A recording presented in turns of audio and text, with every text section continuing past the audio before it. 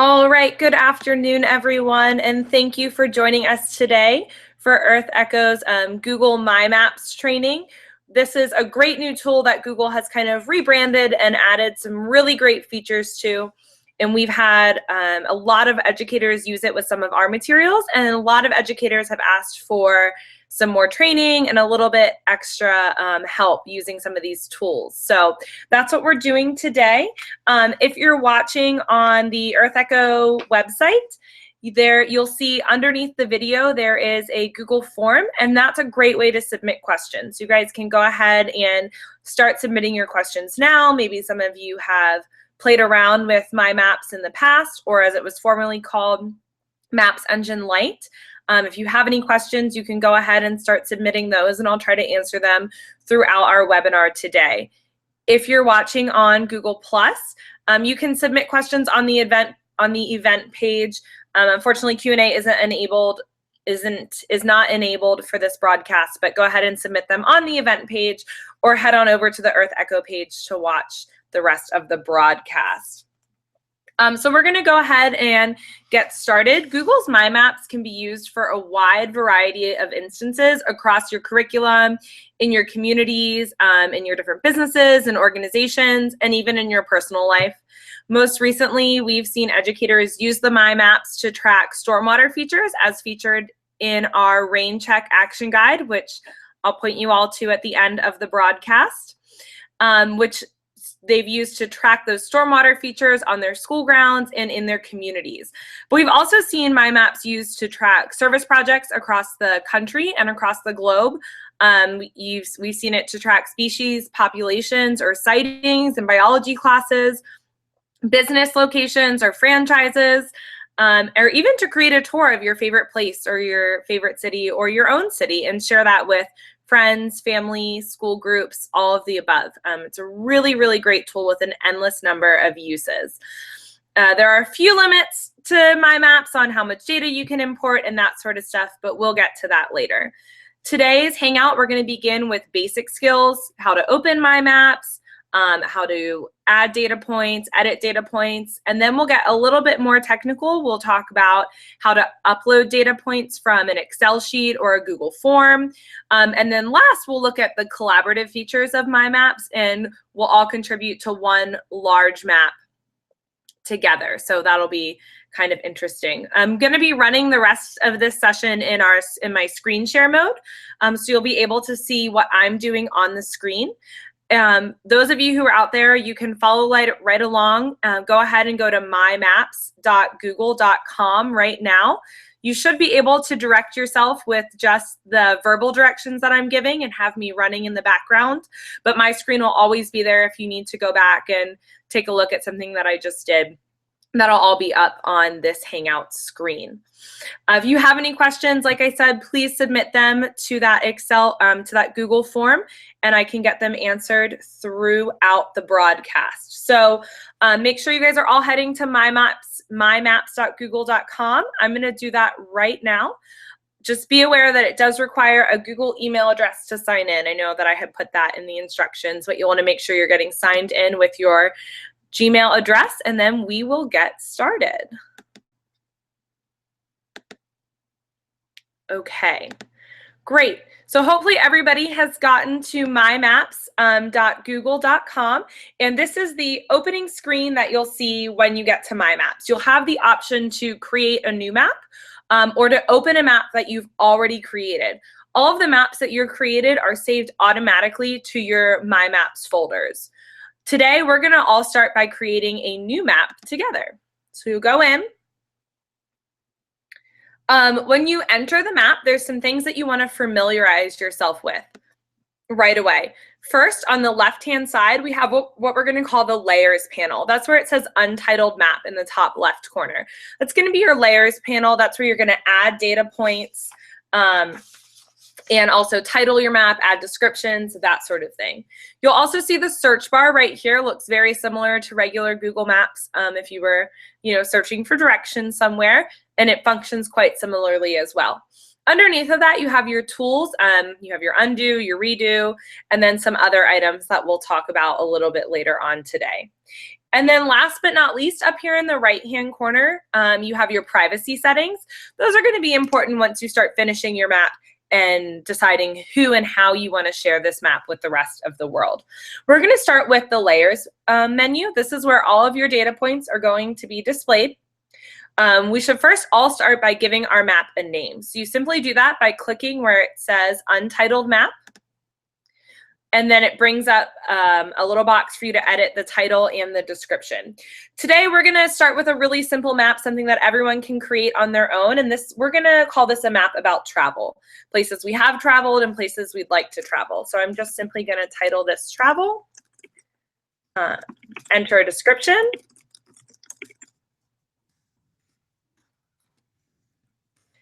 and click Save. And there you go. And then you're going to do the same thing underneath of that. You'll see where it says Untitled Layers, Untitled Layers. So layers on the map help us divide different topics or categories. Later, after we've input data, you can choose to see all of your layers, one of your layers, or just a few of your layers. We're going to call this first layer Places I'd Like to Travel. You change the layer name the same way that you changed the map name. You guys will all get to see my not so wonderful typing skills here.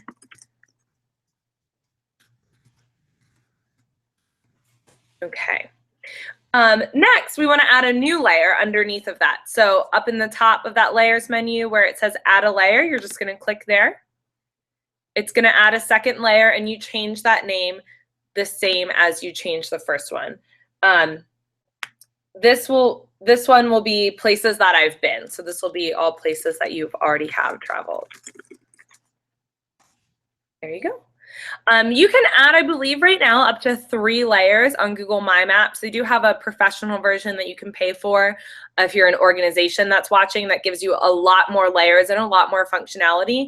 But each one of these layers can have up to 500 data points. So 3 times 500, that gives you the ability for 1,500 data points. So it's a pretty good functionality for this free version. And that's really all that we need to work with here. So we'll go ahead and we'll start adding some points to the map. Oh, before we do that, down here at the bottom of the layers menu, you see where it says base map. You can change what the base of your map looks like.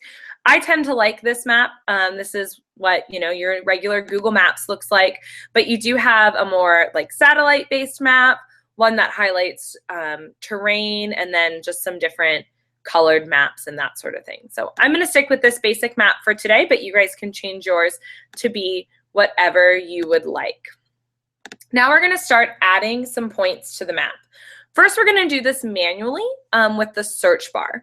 So before you search for a point, you want to make sure that your correct layer is highlighted, the layer that you want that point to go in. I'm going to start with places I'd like to travel. And I'm going to highlight some of the places that we are thinking about going on EarthEcho expeditions. We're heading out to the Pacific Northwest next year. So I'm going to start by searching for the San Juan Islands in Washington State.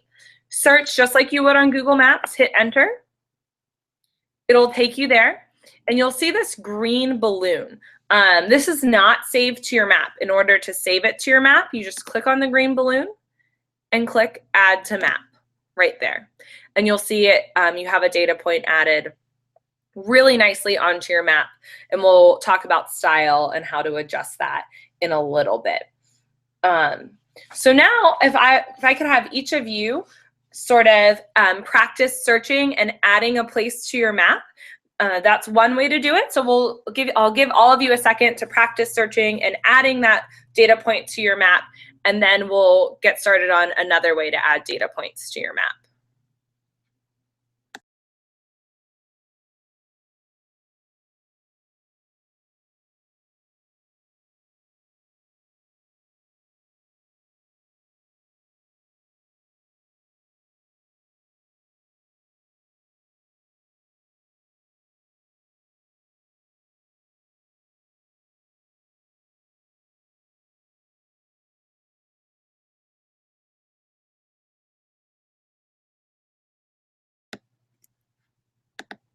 All right, so hopefully everyone has added at least one point to your map.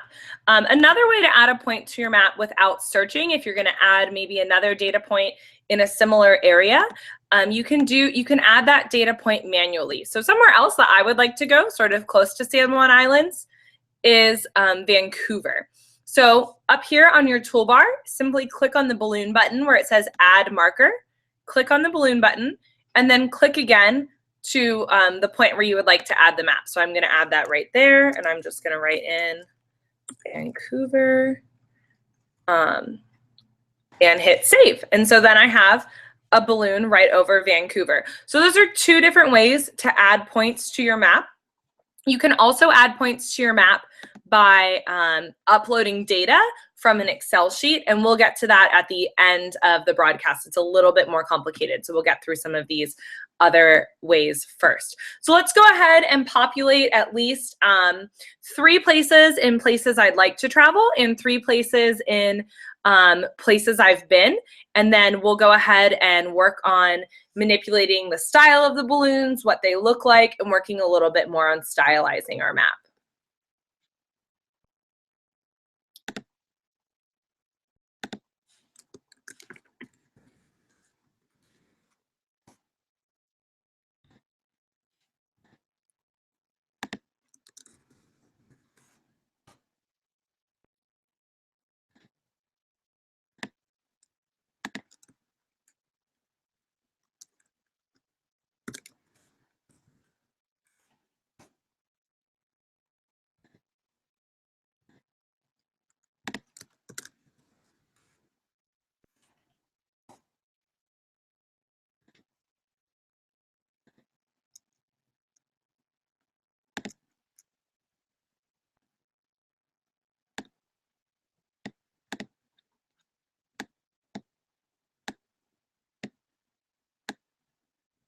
All right, so hopefully everyone took a few minutes to add a couple more points to your map, so you have something to work with here as we sort of work on customizing our balloons. I got a really great question from Pete Moran, who is an educator that we work with in New Jersey, and he asked if schools get more than 3 layers. So a lot of you may be working from a Google for Education account, and I'm actually not sure about that. That's something, they just changed the whole MyMap system, and our system is Google for Nonprofits, which generally has a lot of the same stuff as Google for Schools, and we still only get those 3 layers.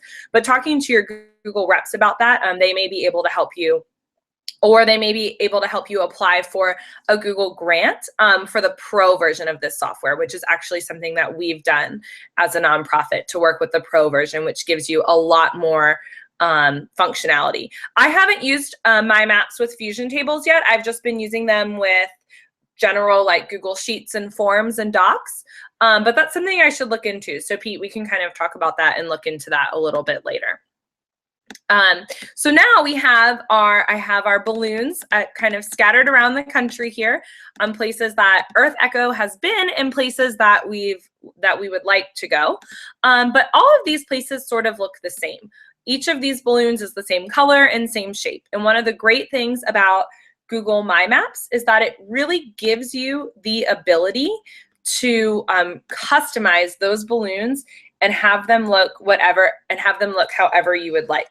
So first we're going to select our layer. I'm going to select places that I would like to travel. And we can change the color of these icons individually. As you see, as we scroll over, let's see San Juan Islands here, a little paint bucket is going to come up. You can click on that paint bucket. I can change the color. So maybe places we'd like to go are in orange, and even the shape of the balloon. It doesn't have to be a balloon. We can go with your traditional circle, square, diamond, star, or if we click more icons, this gives us a really wide range of icons that we can choose from. And we can alter the colors of these as well. And then it also gives you the ability to upload your own. So if you have a icon, from that you've uploaded to Google Images or something like that, you can add that web address right there, and you can actually use your own icons. So let's see, we're gonna go with this water. That seems appropriate for us. So we'll go with that water icon. and then we're done. And we can change each of these. We can maybe have each of these be a different icon, but in the same color, so that way they're kind of hooked together in some way. Or we could have them all be the same icon, but change the colors of them. So the possibilities are really, really endless here. All right. Also, you have the ability to alter your icons kind of as a group. This is really great if you have large data sets. So for our second group, for our second layer, places I've been, we're gonna work on adjusting these using that style button that pops up right under places I've been. So you're gonna click on style. Right now they're individual styles, so you can change them however you would like. But if you click where it says individual styles, you can make them so that they're all completely uniform, that when you change one, it's going to change all the others in that layer. They can become a sequence of colors or letters. Individual styles is what we have right now, or we can sort the data, or we can sort them and have them be different by the data that's inputted into them. And this will really come in handy when we're starting to input large Excel sheets. For right now, we're just going to make these a sequence of colors and letters, so it'll assign that for us in the order that those data points were plotted onto the map. So you can see we have that there. This is really helpful if you're including a map with a key or something like that. That's a really great way to differentiate your balloons. So if you guys can all play around in here for just a few minutes, look at some of the different styles and possibilities. You may, want to have international travel one color and domestic travel another, anything like that. That's totally up to you. So I'll give you all just a minute to play around in there and look at that.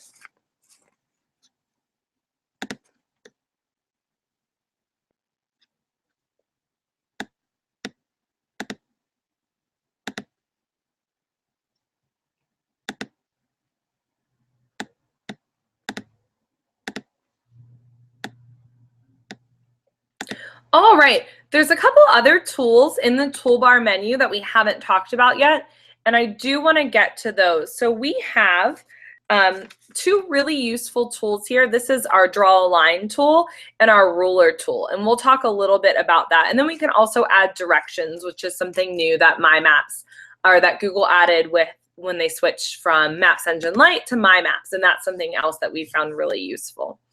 So I'm going to go down on my map here, and we'll just show you how this works. So I'm not, and we're going to draw a line. So you can add a line or a shape. You can add a driving route that's very similar to the add directions, a biking route or a walking route. So these are great for those city tours that we talked about. Maybe you did a road trip across the country and you want to connect your points with actual driving routes as opposed to just straight lines from place to place.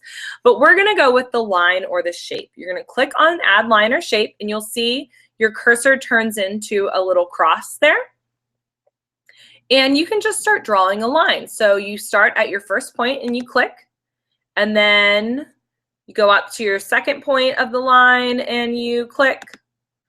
And then, so you can keep going in just a line formation, clicking at each point along the way, or you can create a polygon of some sort by clicking back to your original shape. So I've used this a lot to outline property, especially when we're looking at stormwater. I've outlined the property of an area, or I've outlined the limits of a city or a town. So this is a really, really great tool for that. It also, if you highlight the polygon, you also have the ability to move the shape and change it using those little circles that you see on the outside of the shape. Something really nice that Google has added, you may have seen when my little information bubble came up, it gives you the square mileage inside of your shape and then the perimeter outside of your shape as well. So if you're really working with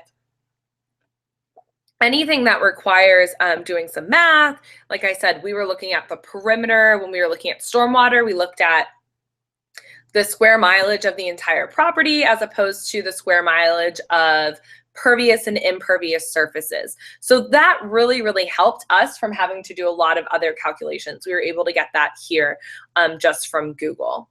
And the ruler tool works very similarly, except for it doesn't create a permanent shape on your map. So you just click on the ruler tool. You get a little cursor.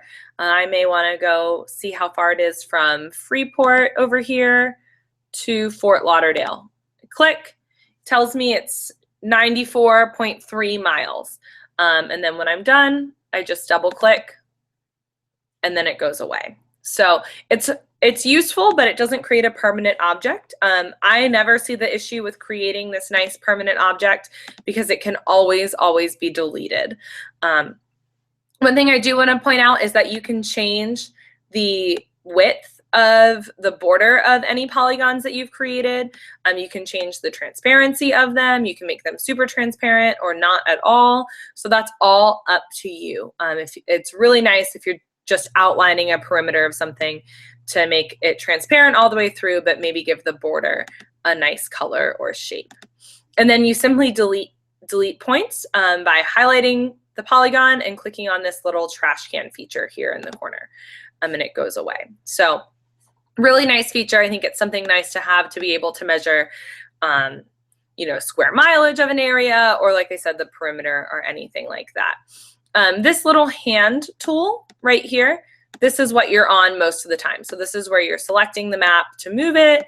That's how you're selecting your icons and that sort of thing. You can actually move your icons with this if you would like. So that's what that little hand or grabber tool does, something that you've probably seen in a lot of other places. All right, so our maps are almost complete now.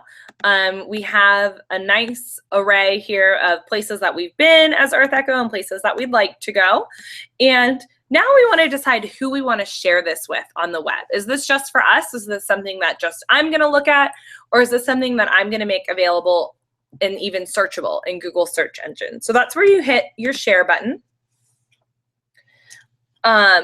And so right now, I'm the only one that has access. I'm the owner, and it's private. It's shared only with me. But I can hit change right here. I can share it with anyone on the web. Anyone can find it. They can search for it. Or I can just simply share it with anyone with the link. So if I maybe am sending out an email to a group of people or all of you that are watching, I can share the link to this map and everyone can access it and look at it. They don't have to sign in to a Google account to do that. They're just able to look at it. Or I can share it with specific people. Maybe I just want to share it with you know, a couple other people that work for EarthEcho, so I could enter their email addresses and share it with them. One thing that's really important is the difference between viewing and editing the map. So right now I have this map set so that, excuse me, anyone can view the map. They can look at it, they can click on the icons. I could get more specific in those descriptions and write, you know, stories about places we've been or include links to videos or anything like that. And I could allow anyone to see this map. Or if you're working with your classroom or a group of people and you all want to contribute to a map, as we'll do a little bit later on, you want to make sure that everyone has the ability to edit that map. If they can't edit that map, then it doesn't really do them that much good. So there we go. So right now I'm going to let anyone who I send it to, they're going to be able to edit the map. That's what we're going to do with this one right there. Now we're going to learn a little bit about importing data. We're going to import data to the map from, in this case, we're going to import it from a Google Sheet.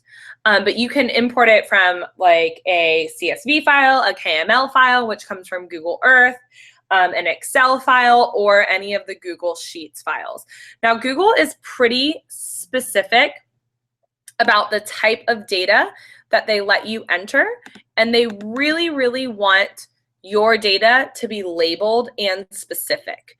So as that's loading, you'll see up here in the top row, I have labeled all of the columns here.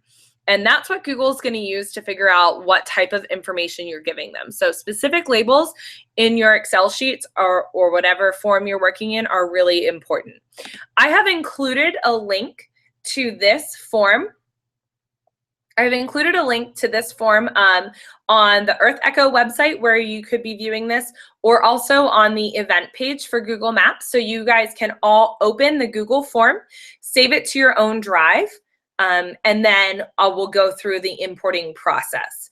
If you are not proficient in Google Drive, you don't have a Google Drive, it's not something that you really do, go ahead and watch me go through the import process, and then a little bit, and then you can try it again a little bit later on, maybe take some notes on the steps, and you can try it with some of your own Excel sheets. So I'll give everyone a minute to open that, and I'm gonna check on our questions. It looks like we've gotten a few here. Okay. All right. A couple of people want to know if you can change the distance, the metrics of your maps from square miles to meters. And it's not something that I have seen. I think you would have to go maybe into your overall settings. It's not something that Google has, even easily given you the ability to do at this point. It would be nice to work mostly in metric, especially in our science classes. But I think right now it's defaulting based on where you're accessing this from. So because I'm accessing it from the USA, it's defaulting to those square miles. So unfortunately, that's not something that I found right now. Usually those types of things come out in the next couple weeks or so after Google releases a product. So we'll be on the lookout for that. And I'm sure feedback to them would help sort of speed that process up. So if everybody has accessed the data, this is data that I actually found on the internet. It's data on global dead zones, and it comes from I believe it's the World Resources Institute, WRI, and it's on global dead zones. They've correlated a lot of data and looked at how they can at dead zones all across the world. That file is way too large to share with everybody, so I've cut it down so that you all are just getting a file of dead zones in Florida, which is a little bit less of a data set for you all to work with, and it'll upload a little bit more quickly. But like I said, you can upload up to 500 data points at a time. I first tried to upload the entire file, and I realized it had 1,000 data points, and so then My Maps will upload just your first 500 data points. So it might take a little bit of culling if you have some really, really large data. I'm going to go ahead and add another layer, and I'm going to call this Florida Dead Zones, save. And I'm going to click the Import Data button right there. So I'm going to click Import. And you see you have the ability to upload a file from your computer anywhere. So you can go and select a file from your computer, but I'm going to go ahead and select a file from my Google Drive. So I'm going to go in here where I have it saved. And this one is called Share Florida Dead Zones. So it's going to request access to your drive. It's going to fetch it, and then it's going to bring up this dialog box that is going to walk you through uploading your data. So first it needs you to tell Google which columns you want to use as your location data. In this case, I've uploaded longitude and latitude, which is going to be your most specific forms of data points. You can upload data using city and state data. You can use exact street addresses, or longitude and latitude. It'll read any of those, but you just need to tell it which one it's reading. So in this case, Google is smart enough that it has pre-selected the longitude and the latitude readings. I will hit continue. Now it wants to know which column you would like to use as the title of your place markers. So I'm going to use the system. This is the river system or the water body system that these dead zones are occurring in. And that to me is going to be the most useful information. You could also, they each have an ID number. We could recognize them by that. They're all from different, in this case, ours are all from the same country, but if you had a lot more, you could recognize it that way. Or some of them, they also have them classified by how hypoxic their events are and if they're currently hypoxic. So some are classified as eutrophic, hypoxic, once occurring. So if that's something that you would like to see, you could do that as well. This is really going to vary for your own data. I'm going to hit finish. I'm going to give it a second because it is going to take just a minute to load.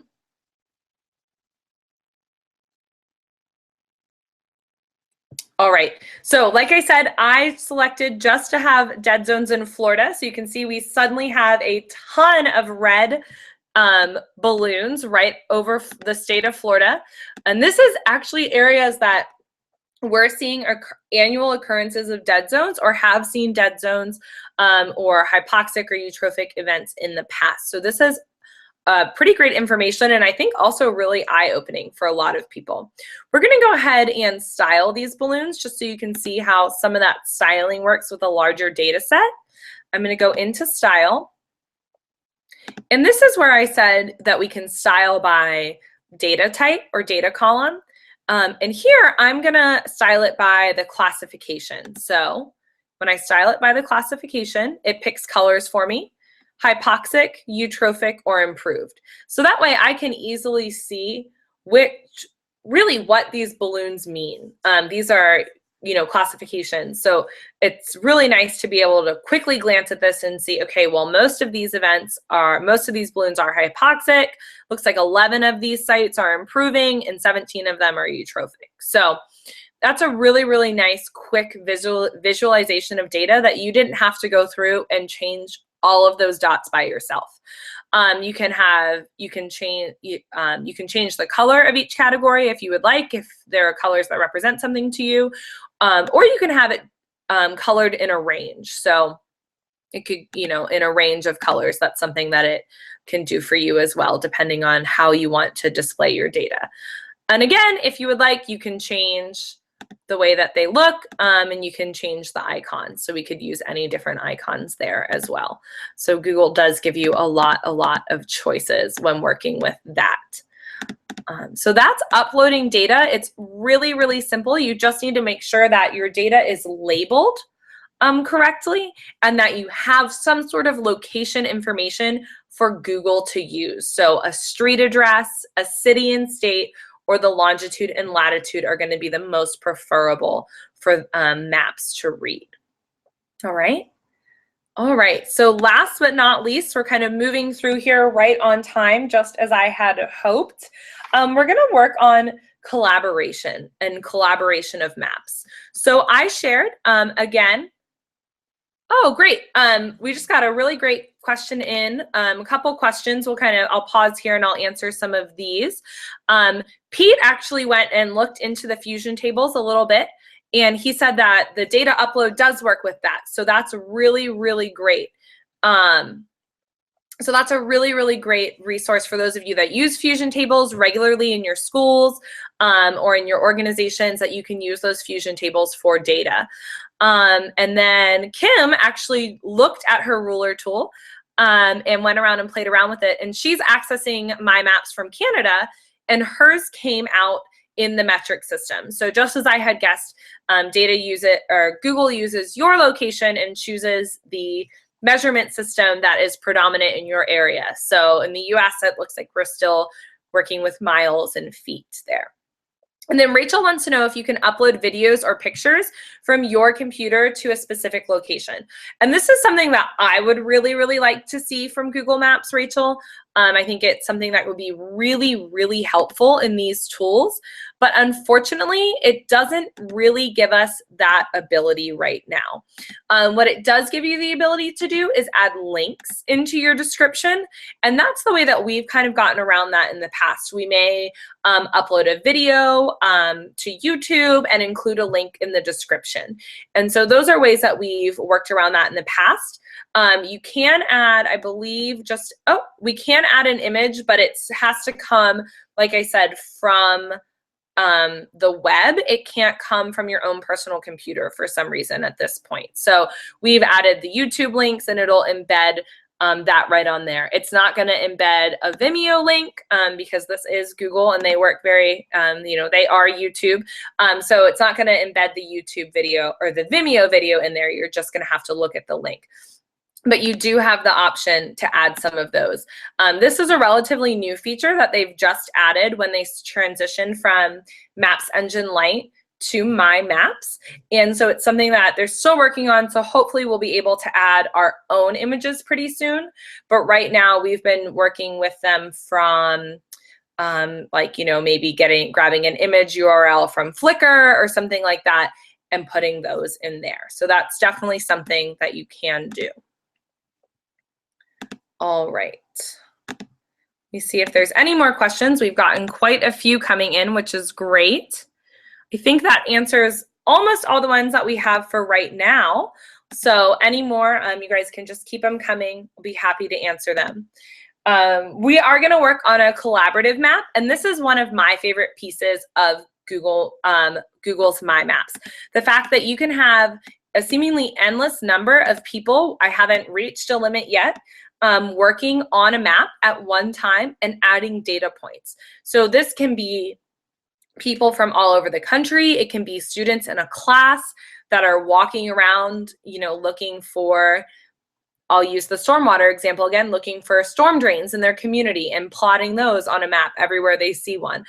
They can all be working at it at the same time, and data will begin to appear and populate their maps. Sometimes it takes hitting the refresh button to be able to see everyone's My Maps or to see everyone's data points, but they will all be there. So again, on the EarthEcho home page where you're watching this Google Hangout, I shared a link for a collaborative map. So I'm going to go ahead and pull that up now in just a second. And those of you that are watching on Google+, I also shared a link there as well. So give me just 1 second. I'm going to go off screen share and get that.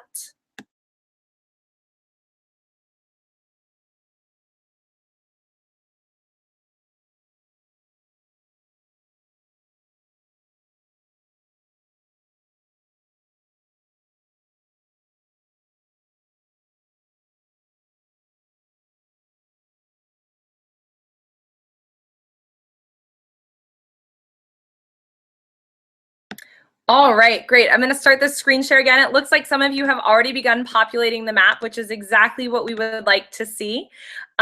So this is great. I'm going to put a map or a point on the map where I am broadcasting from as well. I am in Arlington, Virginia right now, so I'll go ahead and add that on there. Add to map. And this is a really great feature for, it's really endless.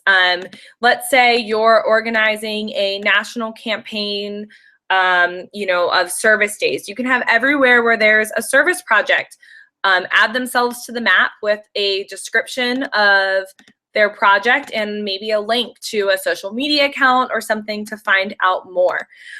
You can have, like I said, students walking around their communities looking at marine debris or stormwater features or anything like that, have them upload data points as they're finding them.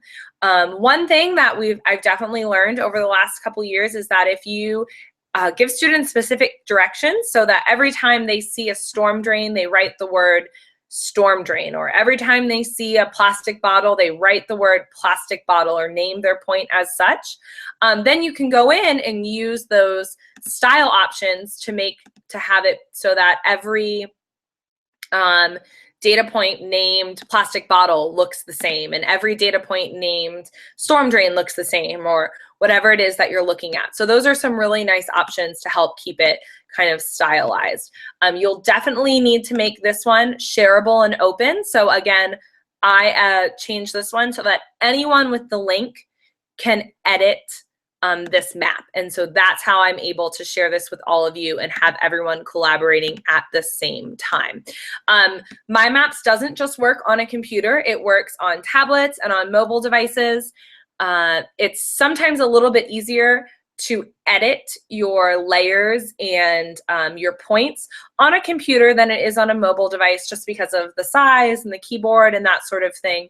But it's amazing what students are able to do quickly and easily on their mobile devices. So this is something that I think is a really, really great resource for educators to use. And everyone's data is displayed there on the map.